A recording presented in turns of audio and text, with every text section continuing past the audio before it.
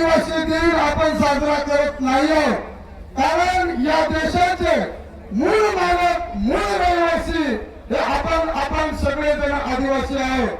म्हणून आज या कलेक्टर हिंगोली जिल्ह्याच्या दरबारामध्ये जो काही आपण मोर्चा या ठिकाणी आयोजित केलेला आहे, या मोर्चाच्या माध्यमामधून या शासनाला या ठिकाणी सांगू इच्छितो की 12,500 जे काही आमचे आदिवासी समाजाचे पदभरती आहे ती जर तुम्ही नाही केली तर अध्यक्षाच्या वतीनं येणाऱ्या काळामध्ये हे जे काही रस्ता आहे ते रस्ता अजिबात ठेवला जाणार नाही.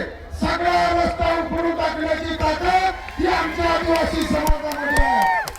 या शासनाला सांगू इच्छितो ही जल ही जंगल ही जमीन ही आदिवासी समाजाची आहे. तुम्हाला फक्त राहण्यासाठी दिलेली आहे. ही आमची जमीन आमची जागा कधी आम्ही आमच्या नावानं आम्ही करू शकतो. याच्यासाठी शासनाला विनंती आहे की एवढा आमचा उद्रेक आमचा अंत पाहू नका. याच्या पुढे जर आमचा अंत पाहायचा असेल हे रेल्वे हे बस स्टँड हे गावं हे पोलीस स्टेशन सगळं उकळून टाकण्याची ताकद ही आमच्या आदिवासी समाजामध्ये आहे.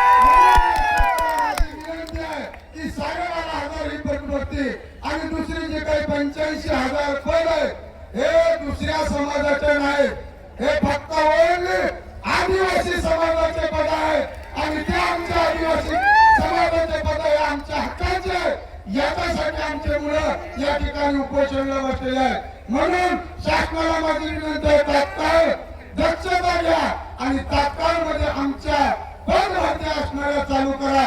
अन्यथा येणारा काळ हा तुमच्यासाठी संकटाचा आहे.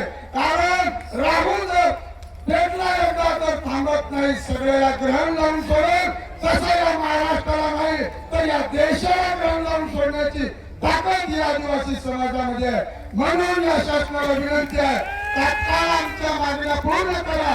अन्यथा येणारा काळ हा आपल्यासाठी वैराचा असेल.